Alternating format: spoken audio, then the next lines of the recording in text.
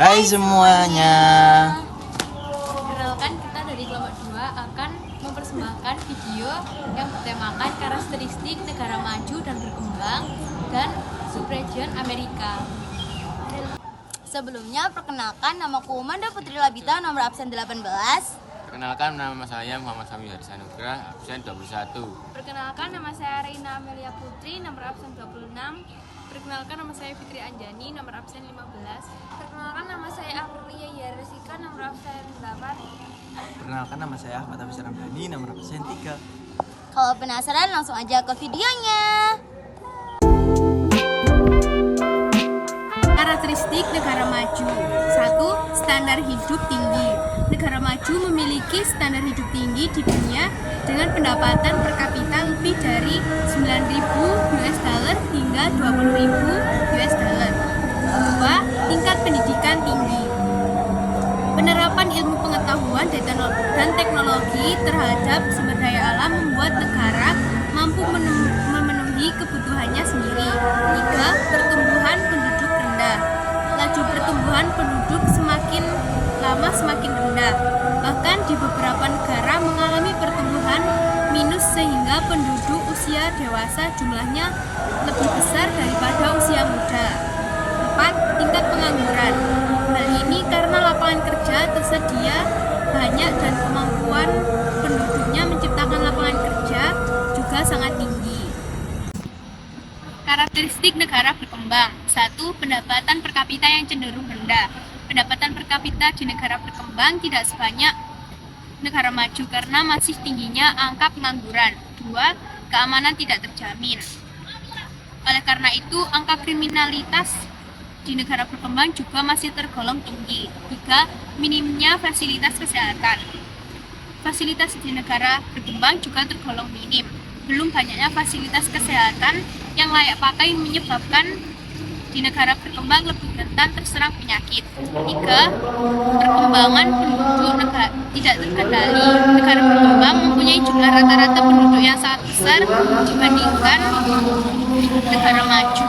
4. Besarnya angka pengangguran. Di negara berkembang, angka pengangguran masih tergolong tinggi karena lowongan pekerjaan yang tersedia belum tersebar secara merata. 5. Impor lebih tinggi dibanding ekspor. Dikarenakan rendahnya pengelolaan SDA dan SDM negara berkembang lebih sering membeli barang dari luar negeri. Persebaran negara maju yang ada di dunia adalah sebagai berikut. 1. Di benua Asia yaitu Jepang, Korea Utara, Hong Kong, Tiongkok, dan Singapura.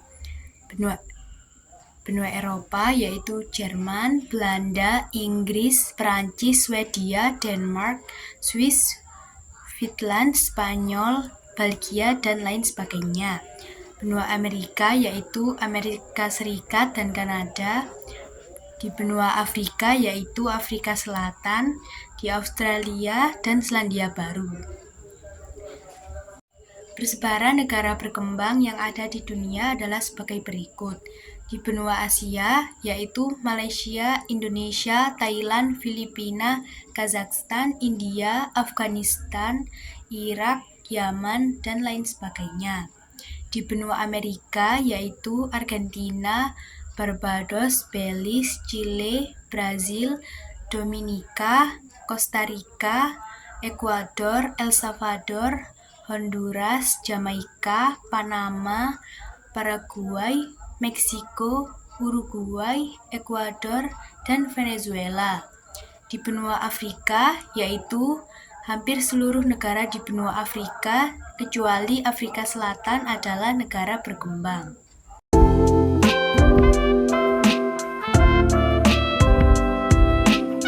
Subregion Amerika terbagi menjadi 3 wilayah. Wilayah pertama yaitu Amerika Utara, terbagi lagi menjadi Kanada, Amerika Serikat, dan Meksiko. Yang kedua yaitu wilayah Amerika Tengah, ada Panama, Costa Rica, Honduras, Guatemala, El Salvador, dan Suriname. Yang terakhir yaitu wilayah Amerika Serikat, ada Brazil, Argentina, Chili, Paraguay, Kolombia, Peru, Bolivia, dan Ekuador. Suku Indian merupakan penduduk asli Amerika. Namun jumlahnya terus menyusut karena perkembangan orang kulit putih yang datang ke Amerika sejak abad ke-15. Penduduk pendatang berasal dari berbagai benua, terbagi menjadi 3 ras utama, yaitu Negroid dari Afrika, Mongolia dari Asia, dan Caucasoid dari Eropa.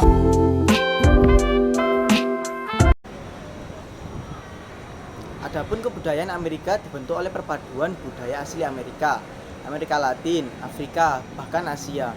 Budaya Amerika juga terlihat dari gaya busana, olahraga, dan makanan. Produk budaya seperti jeans, sepatu, bersebal, topi koboi, dan sepatu boots merupakan budaya Amerika. Hamburger, hotdog, keripik kentang, dan makaroni juga termasuk budaya makanan Amerika yang kini juga banyak diadopsi penduduk benua lainnya. Agama-agama yang berkembang di benua Amerika adalah sebagai berikut. 1.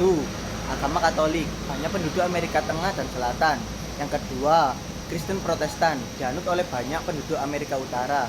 Dan yang ketiga adalah agama Islam, banyak orang keturunan Arab dan Melayu dan hitam. Sumber daya alam di Amerika Serikat adalah berupa batu bara dan kayu. Namun negeri Paman Sam ini juga memiliki sumber daya lainnya seperti tembaga, emas, minyak, dan gas alam. Daya manusia di Amerika Serikat adalah gabungan sumber daya alam yang berlimpah dan kualitas sumber daya manusia yang tinggi membuat Amerika Serikat menjadi salah satu negara industri terbesar di dunia. Dilalui oleh jalur pegunungan muda Sirkum Pasifik. Bentuknya memanjang dari utara sampai selatan sehingga benua Amerika memiliki variasi iklim, yakni iklim tropis, subtropis, sedang, dan dingin. Maka Amerika memiliki potensi pada hasil pertanian, yaitu kapas dan kopi. Sedangkan hasil pertambangan yaitu minyak bumi, gas alam, emas, perak, dan lain-lain. Amerika. Berkat pengelolaan makroekonomi yang lebih baik, kawasan ini dapat berfokus pada cara meningkatkan pertumbuhan dengan mengatasi tantangan jangka panjang, termasuk rendahnya produktivitas, rendahnya investasi, dan kekakuan pasar tenaga kerja. Di benua Amerika, 1. Amerika Serikat, 2. Kanada, 3. Puerto Rico.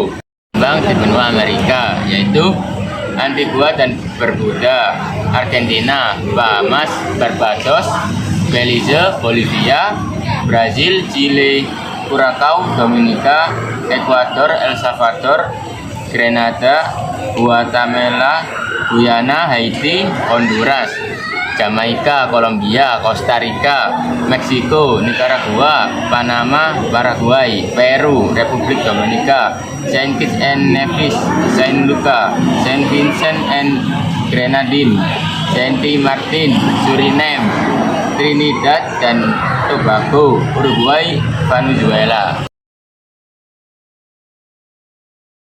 Kerjasama antar negara. Kerjasama antar negara merupakan hubungan yang dijalin antara dua negara atau lebih dalam berbagai bidang.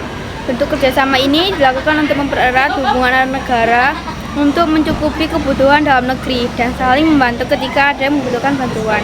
Kerjasama ini terdiri dari 3 bentuk, yaitu kerjasama bilateral, kerjasama regional, dan multilateral. Yang pertama, kerjasama bilateral, yaitu kerjasama antar dua negara untuk mencapai sesuatu. Kerjasama ini juga mengabarkan hubungan timbal balik, misalnya kerjasama Indonesia dengan Arab Saudi dalam penanganan ibadah haji. Yang kedua, kerjasama regional, kerjasama yang dilakukan oleh beberapa negara dalam suatu wilayah yang berdekatan. Contohnya, Konfederasi Non-Politik Malaysia, Filipina, dan Indonesia atau MAPLINDO. Yang ketiga, kerjasama multilateral, kerjasama yang melibatkan lebih dari 2 negara. Kerjasama ini tidak dibatasi oleh kawasan atau wilayah. Ada 2 jenis anggota dalam kerjasama multilateral, yaitu anggota utama dan aktif. Contoh